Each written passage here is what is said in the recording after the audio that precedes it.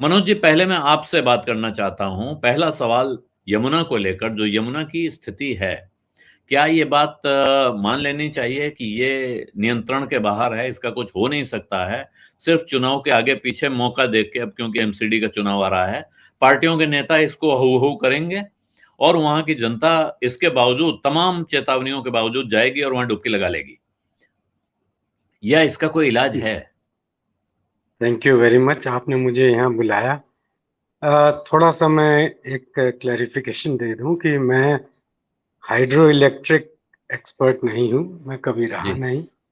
अच्छा। मैं तो फॉरेस्ट ऑफिसर था हम्म। और उसके बाद पिछले करीब 15 साल से यमुना जी अभियान, हम्म। इससे मैं जुड़ा हूँ। और किसी तरीके से यमुना नदी और बाकी नदियों को समझने की, उनकी क्या परिस्थिति है, क्यों है, और उसका कोई निदान है कि नहीं है, इस पर हम लोग लगे। हम्म। जहां तक दिल्ली में यमुना की हम बात करें, तो दिल्ली में तो यमुना मात्र पूरे 1400 किलोमीटर की लंबाई का सिर्फ 2%, 48 किलोमीटर ही सिर्फ अ, यहाँ है। पर हमेशा बात जो है, जब यमुना की बात होती है तो सिर्फ दिल्ली की यमुना की ही बात होती है। ये एक बहुत बड़ी विडंबना है। अ, पर यह भी सच्चाई है कि जो दुर्दशा यमुना की दिल्ली में है, वो शायद और किसी भी जगह में नहीं है। इसलिए शायद ज्यादा बात यहाँ की होती है। और जैसे आपने सही कहा कि जो करता धरता हैं, अ, उनको इस समय, जब चाहे छठ पूजा हो रही हो या कुछ और अ, ऐसे ही ऐसा कोई अ, उत्सव हो या ऐसी कोई रिलीजियस एक्टिविटी हो जो नदी से जुड़ी है, तो उसी समय सिर्फ नदी दिखाई देती है। कि जो नदी की दुर्दशा है वो दिखाई देती नहीं है। अ,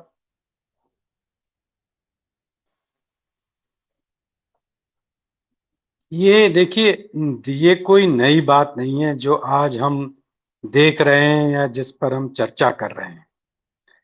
ये तो कहानी 1994 में शुरू हुई थी, जब सबसे पहले दिल्ली वासी और दिल्ली के करता धरता भी उन्होंने रियलाइज किया कि भाई यमुना की हालत बहुत खराब है और इसके लिए कुछ होना चाहिए। और जब उन्होंने यमुना एक्शन प्लान फेज 1 1994 में शुरू किया,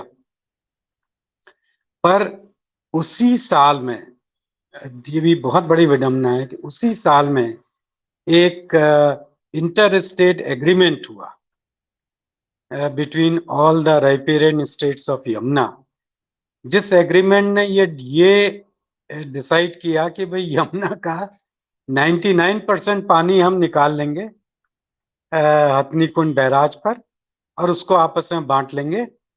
और अ, जब आप दिल्ली से 200 किलोमीटर पहले उसका 99% पानी निकाल रहे हैं, तो आप जो दिल्ली में जिस यमुना को साफ करने की या जिस जिलाने की बात कर रहे हैं, वो तो एक मजाक है।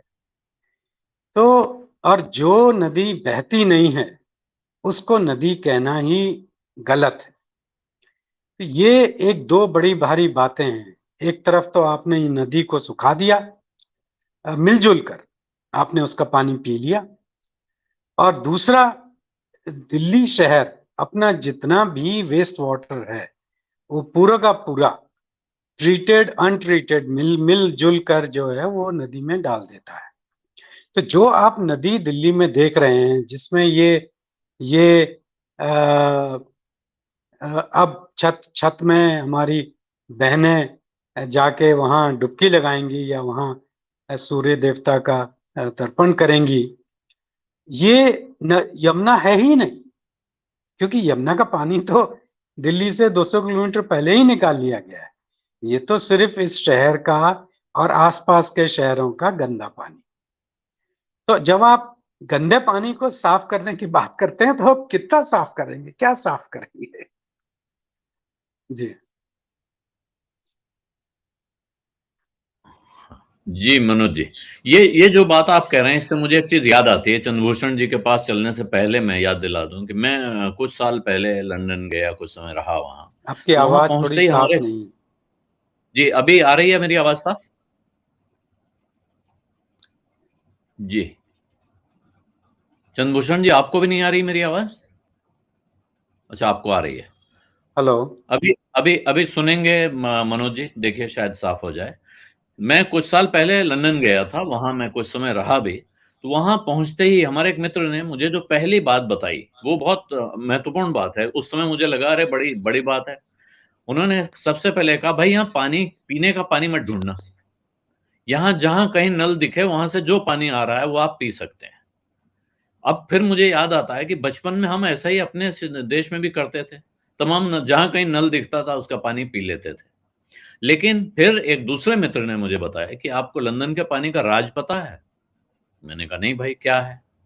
बोले ये सारा जो सीवर का पानी होता है, जो नाले में पानी बहता है, उस पानी को रिसाइकिल किया जाता है, उसको 600 दफे फिल्टर किया जाता है, 600 टाइम्स फिल्टर किया जाता है पानी, और वही पानी वापस नलों में आता है जिसको हम सब पी रहे हैं, जिसके बारे में आपको बताया जाता है कि आपको सीधे नल से पानी पी लेना है, कहीं कोई कोई फिल्टर इस्तेमाल नहीं करना है, कोई ऐसी आपको मशीन ढूंढने की जरूरत नहीं है जहां आप पानी पिएंगे।